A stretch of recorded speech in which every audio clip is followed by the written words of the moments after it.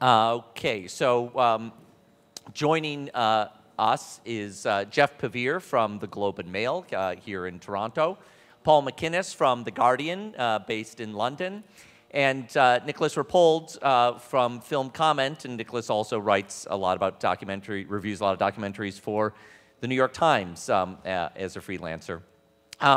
And I should say at the outset that I was very conscious, I was putting together this panel, that I wanted to have some female critics in the mix, and I had reached out to some, and for different scheduling reasons, it didn't work, so it wasn't for lack of trying.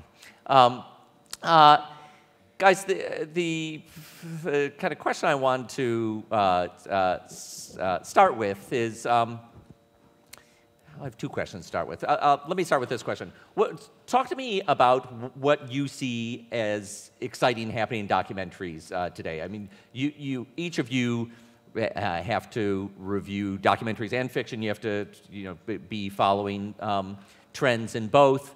What are the things that excite you most happening in documentaries? Just quickly, one thought for me is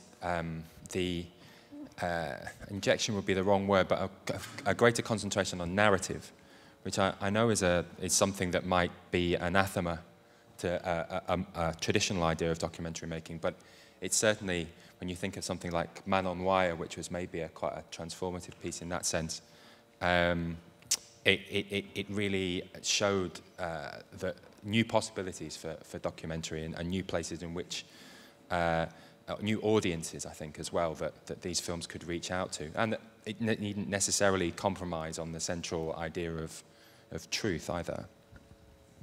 I think I would say that the sheer huge shift that has taken place in technology and access in the last probably 15, maybe close to 20 years, has led to an increase in the number of documentaries that has, I think, kind of necessarily under that umbrella, led to just more in terms of style, more in terms of narrative innovation, and just kind of more documentaries. So that's the thing that excites me the most, is that you're more likely, if you're in a position where you can do some digging around, to see some very, very exciting work. I'm not sure if it's a trend or not, but it's certainly something I like. I feel like a lot of filmmakers and their cameramen are taking a lot of care with the image and how it looks, and just the camera work, and doing more than just sitting people down. Not that there's anything wrong with that, that's just something I appreciate whenever I see that. And I think that's also related to the technology issue. People getting to know how to use newer technology to bring about a better image. Well, let me ask you conversely, are there things happening in documentary that you don't like, or trends that just don't kind of connect with you critically? Personally, I think that I mean, it's interesting because it really depends on whose hands it falls into. I think that particularly after the initial few splashes of Michael Moore's documentary, and I can't remember the name of the documentary, the guy who ate French fries. Morgan Spurlock. Yeah. Supersize Me. The first-person documentary was maybe the most annoying thing to happen in the history of documentary. But then if you go back, for example, into the history of something like the National Film Board, you have Michael Rubo, who was actually doing that long before Michael Moore and doing very interesting stuff with it. And there's a very interesting documentary in this year's festival, Tales of the Grim Sleeper, and you forget that Nick Broomfield was also doing that in a very interesting, very productive way. But generally, when it is, I need to know basically, essentially as a viewer, why you're in this movie, why your presence in this movie is actually somehow providing illumination into the subject. If it is not, then get off camera, please. You've already got your credit. Now go away. Yeah, as a Brit, I'd have to +1 for Nick Broomfield. Yeah. And I think that the first person involvement is something that when it's done right is not only something that adds character and colour to a piece, but it allows the issue of subjectivity to be immediately addressed and visible, so that the audience knows that that's happening and can be familiar and comfortable with that. But I think another aspect of your point, I think, really is that it's not just first-person documentaries that we've seen more of. As we've had an explosion of documentaries, you see latecomers or people just trying to ride on the back of something, of a train, they can say, moving along the tracks, and you get the story of the. For me, I know it was a very popular story, but for me, the Searching for Sugar Man film was something which I thought you could spy a formula at work there. That you take a forgotten story that has an unexpected angle and a reveal at the end, and you apply that structure. And I think we've seen more of that stuff as documentary has become a more popular form. Nick, before I get to you, I should say the New York Times, where you contribute reviews, has a policy basically to review any film that comes out theatrically, and there are so many movies that are being released theatrically on New York's increasing number of screens that each week you'll see the kind of main critics, Manohla Dargis and A.O. Scott, weigh in on the 3 or 4 most prominent films that week, and then Stephen Holden, kind of the person who next comes in and does some of the more notable films. And then there'll be a page of kind of smaller 3-paragraph reviews where the Times is trying to address other things coming out, which some weeks could be 15 films a week, and if not more. And you get called in a lot to be doing those reviews, and and quite a lot of them are documentaries. So you're being called upon to pay attention to some of the stuff that maybe not, is the higher profile documentary that Sony Pictures Classic is releasing, but some of the smaller stuff. So of that stuff that you're seeing, what could you stand to see less of? I could stand to see less of. Well, I mean, some of the films are films that are kind of being four-walled, being kind of paid to be in the theater, and often those are following different callings than other documentaries are. So that's one side thing. But I mean, generally, just I guess documentaries that are really guiding you how you're supposed to think about the documentary and think about the material. Gradually you kind of lose patience because they're not really treating you like a thinking viewer. And that could be a documentary that is about an item of pop culture or something that is telling you it's the best thing ever. The world was changed since it happened and it's never been the same, and then lines up 15 people to tell you that. It's just not, I feel like, the most interesting way of approaching something, and it's not really fair to viewers who want to have something to chew over. So that's one example of something that'll happen. Or if it's a political documentary, political meaning treating some issue that's people have some political stake in, whether they're environmentalist concern. Same deal. If they're just presenting a kind of one-sided thing, one-sided approach, or are putting forth facts in an argument that don't really add up. Again, it's not really treating you like a thinking viewer, and I don't feel like that's very respectful to the audience when that happens. So I guess those are a couple of things that kind of crop up, I suppose. Now, the relationship between filmmakers and critics is a complicated one. On one hand, filmmakers are dependent on critics because you are a kind of key filter for to the audience. You're the first voice of independents who can tell an audience whether this is worth seeing or not worth seeing. So filmmakers love critics for that reason, as long as you're as long as you're in total agreement with what they're trying to do. You know, where it can be devastating, obviously, for a filmmaker is when you render a harsh judgment and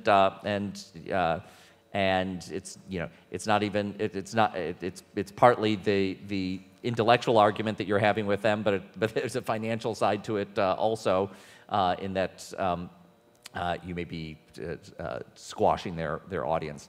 I'd just love to hear from you personally, like how you know, feel occupying that role. Well, I'm actually very glad you asked that, because as soon as I said all that, I was thinking, oh, great, how everyone just thinks he's a grump or something. You know? But I mean, it's you know, the fact that people put so many hours and you know, hundreds of hours into making these things. It's something I'm very aware of, and that they go into debt often to do so is something, you know, it's not like I just callously enter into, you know, these movie-going experiences with these movies.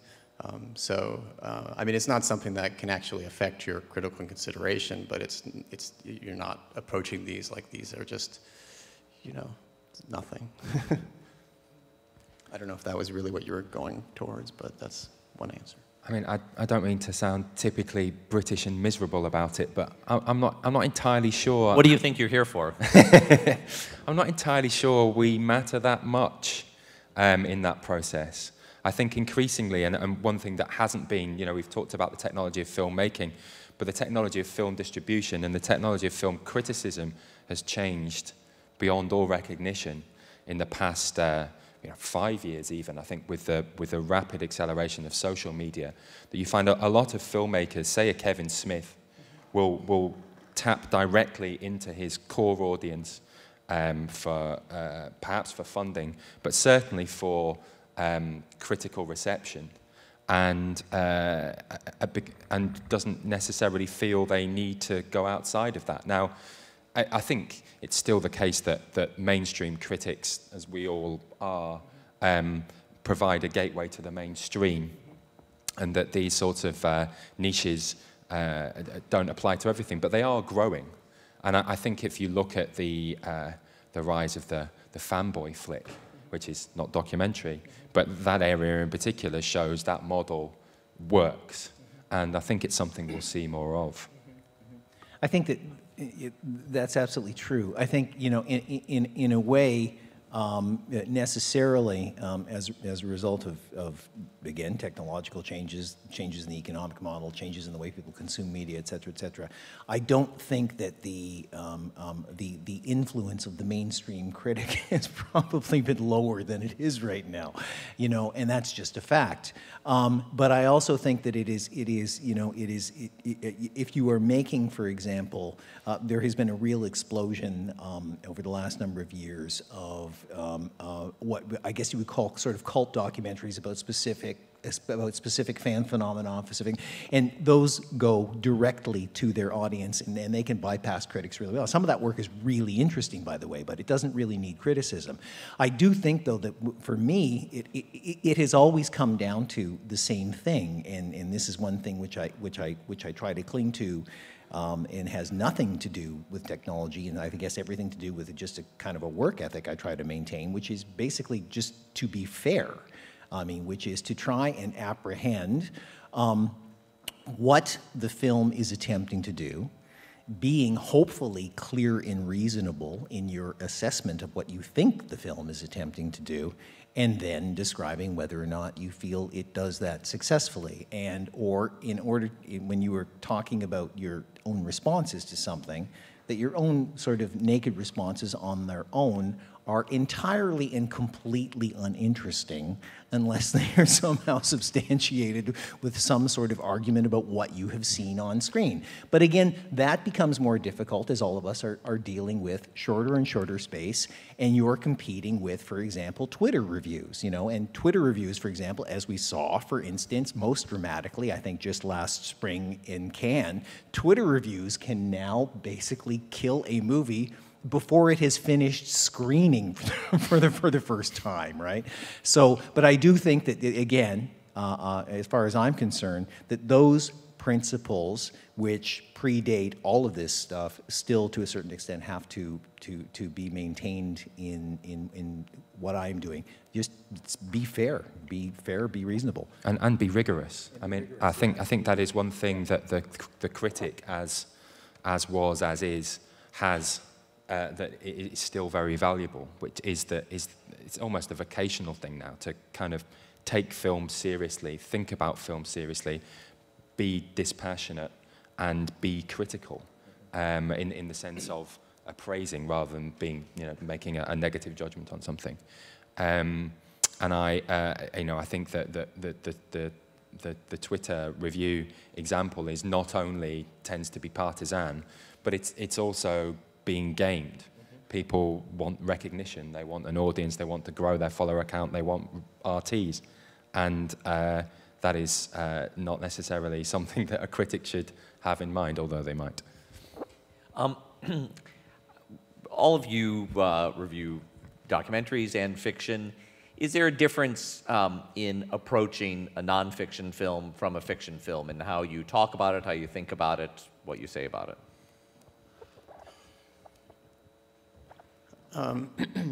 Well, I guess to a certain extent. I mean, I think different issues kind of crop up with documentaries than maybe with a lot of fiction films. I mean, for example, issues of documentary ethics, the relationship between the filmmaker and the subject isn't quite the same situation as it is in a fiction film.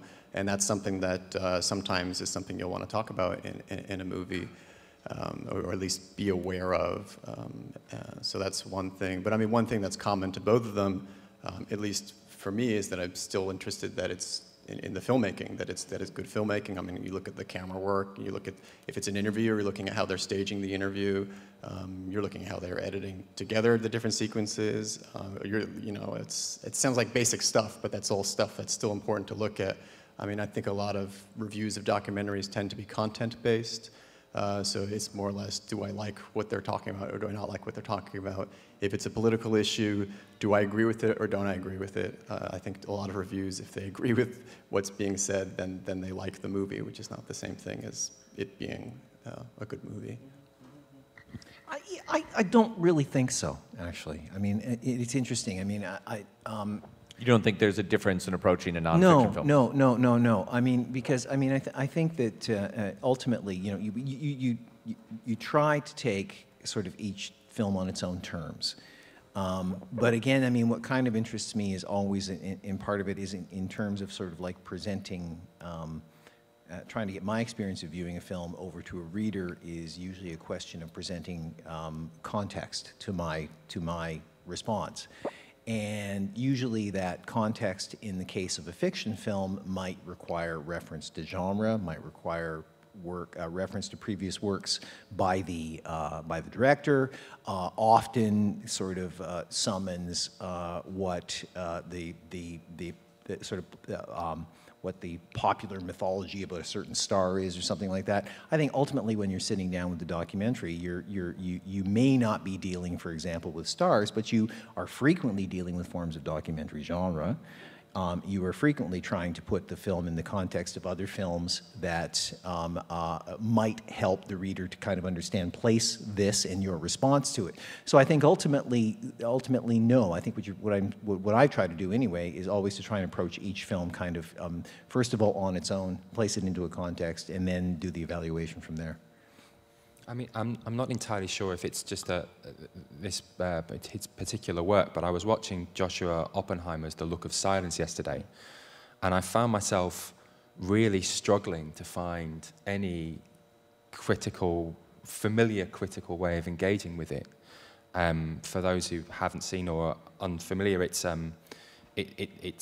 a documentary about mass slaughter in Indonesia when the US-backed military government got rid of what they termed handily as communists, but generally were people who were opposed to the regime. And this film tries to tell through an individual's quest to find out the truth about what happened to his brother. And there is some incredibly disturbing, striking testimony, and that is one thing that you feel, but that's, I can understand that, but there is, the film deliberately gives very little context. There's very little outside of the actual testimony, and it actually almost becomes like you are watching a trial, where there's no jury and no judge, but apart from yourself. And that process, which is a very traumatic one, as a viewer, it felt like very new and unfamiliar to me.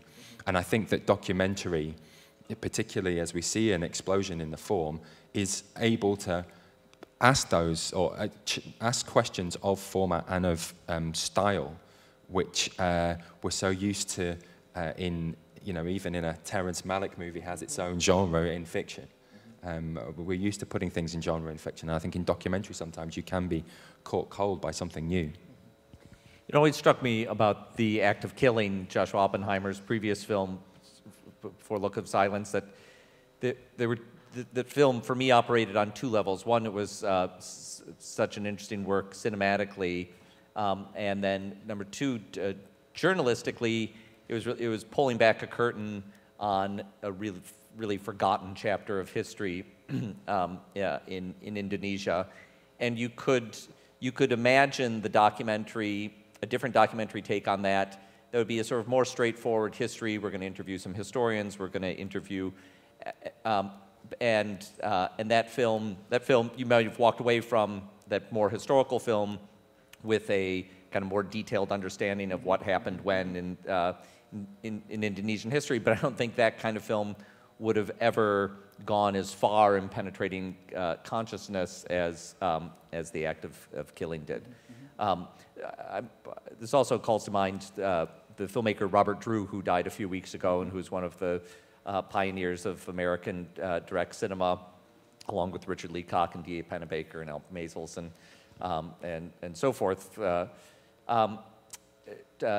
Drew had said to me that when he was trying to come up with what he wanted to do in documentary, that he saw it as very distinct from books or articles, that he felt documentary had a power to tell an emotional story that is sometimes hard to convey as much in print, although certainly writers can convey emotion in print, but seeing it on film could have a direct experience that lent itself better to that medium.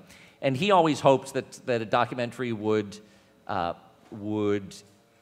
an emotional connection audience that would steer them to go read a book or read an article, and that he didn't see these things as separate things. He saw them as part of a continuum of an experience. So that leads me to ask. It often comes up in critiques of documentaries about what was left out of the documentary, and I wonder how you think about that, because there's always in 90 minutes of time, there's never enough room to put in everything you want to say about a subject. How does that come up in your approach to films? It's funny. It is an interesting question, because it's you feel kind of, in a way, whether it's justified or not, you do feel kind of more entitled to ask that question when you're watching a documentary. Why did you leave something out? And it's funny. It seems like more of a reasonable question to ask too, because particularly if you're trying to make an ethical point about the documentary, well, it didn't present this side of the argument. Now, this is not, for example, something which we will often resort to, I think, for the most part, when we're talking about sort of fiction films. I mean, one of the really interesting, fascinating documentaries, for example, in this year's film festival is Red Army by Gabe Polsky. And if you've seen that film, if you're going to see that film, it's an absolutely amazing documentary. And this is coming from like somebody who knows squat about hockey, Canadian, born in Ottawa, can't skate. So anyway, I'm riveted by this documentary, and it makes a very, very, very clear, compelling, amazing. Again, this is one of the rewards of documentary. It makes me understand how that style of playing developed in the Soviet Union was absolutely incredible and innovative and revolutionary. And that's the kind of thing, that would have basically bored me to death if I'd watched it in a fiction film, right? In this case, it was fascinating. But then again, after the movie, I'm wondering, well, where are the Canadian hockey players? Why aren't they talking to Canadian hockey players about the experience of playing against these guys? So I'm walking out of the film. The film has done an amazing thing for me. It's taken a complete hockey ignoramus like myself and engaged me. In other words, it's done an amazing thing, and I'm walking away going, well, why wasn't that in there? Why wasn't that in there? And that's a funny kind of response. As you were asking the question, I realized I occasionally have to documentary. Whereas I look at something like, for example, over the past summer, you look at something like a fiction film like Richard Linklater's Boyhood, right, which is very interesting in the way that it leads up to major narrative events and then jumps ahead without focusing on those narrative events. And we don't really criticize that film for not doing that, right? So I think part of documentary, it has to do with that myth of immediacy. I think it also has to do with the sense that there is a narrower gap between what is going on screen and what the filmmaker intended to do than we expect in fiction films. And so I think we probably feel more entitled to make that argument about what is being left out. But in many ways, I think based on my own experience, it is often an unreasonable criticism. I'm aware of that. I mean, I think it's also down to our preconceptions of film and the type of film that we are watching. I think people will give Richard Linklater a free pass on that because you believe it's a deliberate intention. Yeah. Whereas if it was an Adam Sandler helmed project and that happened, you might think he'd made a boo-boo. I think in documentary, we also expect a documentarian to be rigorous and to cover off all sides of the story, but in the only other documentary I've seen in this festival so far, because I've been far too busy interviewing terribly dull celebrities, is Sunshine Superman, and that is very much it's a fabulous film. It has some amazing cinematography in it, largely captured by the subject of the documentary himself, who was the man who invented base jumping. But I had the distinct sense from watching this film that it is telling a story, and that story, while it is trying to give two sides at points, it's not overly concerned with that. It's overly concerned with tapping into themes that it believes come out of this biography. And I think that because I've seen a number of films like this in the past few years, I'm more forgiving of that, and more because I'm grateful for the themes and I'm grateful for the stimulation it provides in that area. But I think I could also equally imagine somebody going in there and going, well, you know, was he as nice to his wife as you're making out, or was he as mentally stable as all that, and maybe he shouldn't have been given all the prominence he was, etc., etc. Those are questions I didn't feel like I needed to ask at the end, but I can imagine others might. Yeah, I mean, more often I'm thinking about something that's in the movie that I don't think should be, than something that should be, should have been put into it. But oftentimes talking about, what should be or shouldn't be, and you're really talking about perspective or point of view sometimes, and that's what you're really critiquing, rather than what's in or out. But. I wonder, as you're approaching a film, we have a lot of filmmakers in the audience, do you value getting additional information about a subject, like in the form of press notes? I mean, if you're reviewing Sunshine Superman, would you like to, here's the stuff we couldn't put in the film, but you might like to know about the life of Carl Banish? Or? Yeah, I mean, very much so, but that's purely from a personal point of interest. I think that if you're, as a critic, if you need that information in order to be able to engage substantively with the film, then the film probably isn't doing its job, because even if it's only on its own terms, everything should be up there on the screen. Yeah, and they are also press materials, which means they have a certain way they're trying to frame the film as well. So it's not always, it should not be the only source of information you have on a film, that the extra information you're given. When you're reviewing a documentary, do you find yourself like instantly going to Google to read other things that you can, or or do you avoid that, or do you just want to kind of take the film on its own terms? I mean, I think I do. I mean, you kind of have to a little bit to just get some bearings on the subject matter, especially since a lot of documentaries are, somewhat selective in what they're showing you or telling you, and you just have to be aware of kind of the scope of knowledge, related to the subject. Otherwise, it's hard to judge that part of that part of the film.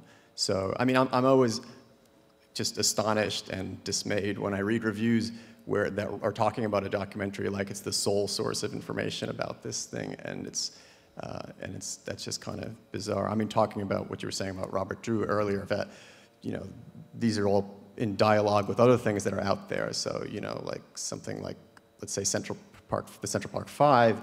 You can't talk about alone. It's impossible. There's too much that's been written about it, outside of it. And I don't know, that's kind of related to the fact that documentaries in some ways seem to do the work that nonfiction works of journalism used to do a little bit, I don't know, some decades ago. But so you just have to be aware that there's more out there than just the item you're looking at in making a fair evaluation for an audience. I think that's a really interesting question, actually, because it does presuppose, therefore, that the documentary is telling a truth, and that as a critic, it's your role to check whether that's true, accurate or not. And I guess that there is a substantial strand of documentary making that does aspire to that. But then there are others that don't. They're not lying.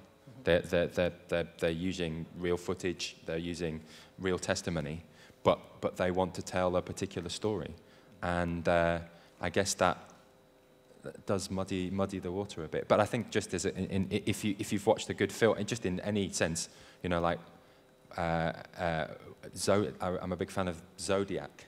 And, I never really knew anything about the Zodiac Killer before, but I know too much about the Zodiac Killer now after having seen that film. I mean, Google can be really useful, right? Yes, because I saw Red Army and I went home and I sat down and I went, what is hockey? It's apparently a well-established sport. But the thing that's interesting is that we're talking about is that it's very interesting is that the notion of truth in documentary filmmaking. You realize it still has it may not be rational, but still has a very, very strong hold over the terms in terms of the way that we engage with it. And I think that the one step away from that is that kind of, holding the documentary filmmaker closer to standards of journalistic truth is probably also something that maybe even unconsciously we adhere to. And that's very interesting. There's something about the medium that invites a kind of more intimate intellectual engagement with the filmmaker, and that makes you ask those questions. Because really, when you think about it, probably the most contentious, outrageous claim that is made in world cinema more often than anything else, except maybe claims that a particular movie is the best thing you're going to see or that you need to see it, is this based on a true story thing, based on actual events. When you think about that, more crimes to accuracy and truth have been committed under that, following that opening credit in a fictional movie than just about anything documentary has ever purported to do. Yet we don't scream about that, when we see something like that. I've seen. I will not mention any titles at this point, but anybody wants to approach me privately afterwards, I'd be happy to share them with you. A few films in this festival that claim to be based on actual events. And if they were, I'll be damned. I'll just put it that way. I can't imagine, but that's not something that we argue with in the same way that we do. No, and it's a very sneaky ploy. It's a legalistic phrasing which gets them out of any responsibility, but yet implants the idea of truth in the mind of anybody who's going to go and see the film. Interesting film showing at TIFF is Michael Winterbottom's The Face of an Angel, which is... I can't imagine anybody who will go and see that film who doesn't expect it to be about Amanda Knox. Mm-hmm. And then the film willfully from the first moment, it's all names have been changed, and then it goes on a path just complete 90-degree away from the subject matter, which is exploring ideas and a truth in a more kind of theoretical sense. But there's going to be a lot of people there who are going to be wishing it was based on a true story rather than taking a completely different approach to it. Talking about truth, there's a lot of documentary filmmakers who play with truth in their documentary. There's, we call certain films hybrid documentaries, where maybe maybe a filmmaker has introduced an element into a scene to provoke something. The very named documentary is Elastic. Michael Moore was on stage yesterday saying he thinks Borat is a documentary, and he's not the only one who would say that. apart from the 3 college boys who sued for being misrepresented. They thought it was a documentary. What's important to you in in the label documentary and in the representations that are made in a film? I think of Werner Herzog, who talks about ecstatic truth and will cop to having written lines for his subjects to say in a film, or for tweaking something in a situation which maybe as you're watching it you would never know that was the hand of the director making that happen. How do you grapple with these things? I mean, it's something to be aware of. I mean, I think part of the problem almost is not always that those things happen, but that public audiences or general audiences are not aware that these things happen, even in things that are accepted as pretty straight-ahead documentaries. I mean, it's not something you would condemn that someone is asked, a question twice, to say something in a clearer way or something, or that even this subject themselves asks, can I say that again in a better way? But you could spin that to say, oh, look, he's totally rehearsed and coached or something. Like there's just such a rhetoric of surrounding authenticity in, I don't know, I guess this is the case maybe everywhere, but certainly in the U.S., that I feel kind of can make things seem worse than they are. But I mean, truth is a slippery, it turns into like a slippery slogan almost, depending how you talk about it. But I mean, for the act of killing, a slippery slogan, is that what you said? That's a good phrase. It seemed catchy at the time I said it. Sorry. But I say like the act of killing. I mean, it's not a movie you can talk about without talking about how it's been made and how he's engaging with the people he's talking to, and how he's ordered the sequence of events, and how he's representing things. And it's kind of amazing to me. Like I saw that movie, and right after I felt queasy, as I think a lot of people did, and I thought, well, where were the victims' voices? Why aren't there more victims' voices? And then then that's what the next movie is about, but you don't know that at the time. So, a lot of times you don't even know that those questions are being thought of. I mean, I don't know. It's something you have to consider. But I don't want to get up here and say like things always have to be. There's truth, and then the people are twisting truth. I mean, there's more to it than that. Also, the ecstatic truth. Thing about Herzog, it's sometimes that feels like a way of I don't know, that seems to have its own problems, even though I love so many of his movies. But anyway. Yeah, I think it's easy for Herzog to say that because he is so renowned, and that many people have at least a slight grasp on what kind of movies he makes. I think your point is key. I think. Is the audience cognizant of what process or what kind of documentary it is that they're watching? If one is, again, to go back to Sunshine Superman, there are moments where there is footage that is showing the preparation for a base jump, and it's not real footage; it's been remade now, and there is no signing to suggest, or no acknowledgement on the part of the narrator or anything that this is happening. Somebody in Man on Wire, there's similar kind of recreations. That's right.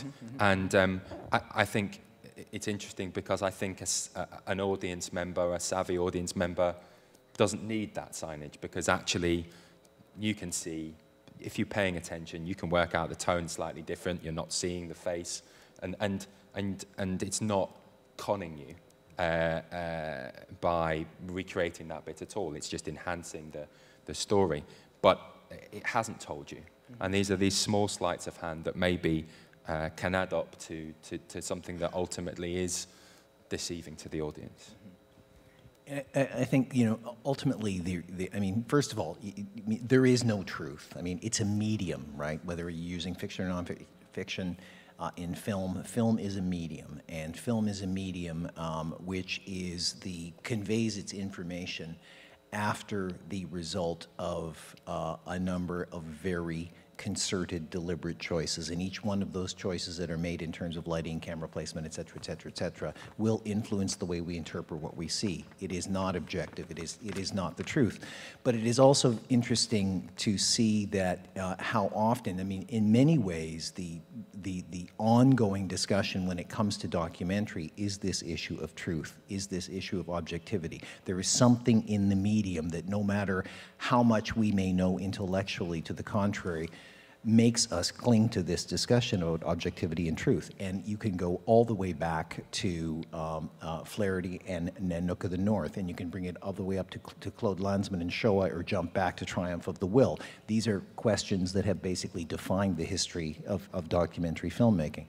I think what is interesting to me is that, to me, it is not a question of whether or not a documentary is true. It is a question of the way it is reported, the way it is sort of using the medium. And I think that is something that I try to apply to fiction film, you know, as well. But you can get, for example, you know, you can get extremely sort of interesting and philosophical and detached about it, where you have even somebody like, you know, David Cronenberg was once asked about the difference between documentary and feature films, and he said he saw there was no difference as far as he was concerned. Every time he watched one of his own films, it was a documentary of its own making, right? He remembered being in that room shooting that, so for him it's like all documentary. So, I mean, which is kind of mind-bending in its own way. But terrifying. But the interesting thing is the sheer persistence after more than a century of fiction, nonfiction filmmaking, that we still talk about this in a really, it continues to be high on the agenda of discussion about documentary. We got just a couple minutes left, but I want to ask this question. There was a debate that broke out a few months ago in book publishing circles when I think it was BuzzFeed said that they were not going to publish bad reviews of books anymore. That they felt like, you know, Life's too short, you guys. What'd you say? Life's too short for bad reviews, you know? Right, exactly. But you know, I wonder, you know, what you obviously have to review films that you don't like. You have to write bad reviews. Talk to me about writing a bad review and you know, what's the value of a bad review in our culture? You get to feel that you're bigger than a filmmaker and that you're crushing them. That's the thing, because we're all stunted, denied creatives, and I don't. All right, well, that's it, everybody. Thanks for that. I know. I think that sometimes it is about saying something, having a voice that's. It's the same as writing a good review. It's about being honest. Mm-hmm. It's about being rigorous. Mm-hmm. And you know, I think generally when I write a bad review, unless there's something, and it happens sometimes. Particularly with Judd Apatow films, that I feel kind of really indignant about the thing I've just seen. I don't take pleasure in writing a bad review, and in fact I feel sad about it. I wish I could say something constructive or something, you know, positive about it, but it's just, you are in as objective a way as you possibly can, writing a critical response to a film. I'd say just, it gets back to the word you used earlier, which is rigor, you know, and God knows if I mean, it seems to me sometimes the only thing standing between what's left of my profession and advertising is the right to write a bad review.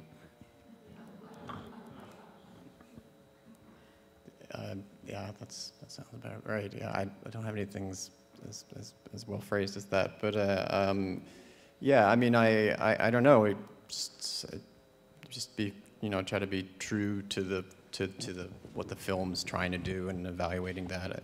Stuff we've already, I guess, talked about. I mean, I don't get some perverse pleasure out of writing negative reviews by any means, nor do I even think that you can always call a review negative or positive. That's not actually something that I always think about movies, and it's more like I saw it.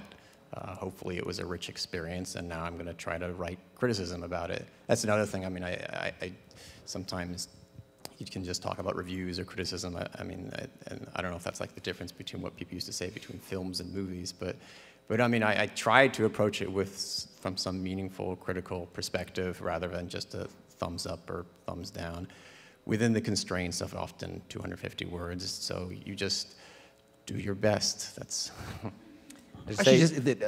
Actually, just one departure from my colleagues here. I actually do like writing negative reviews. I just want to say that. That's so not.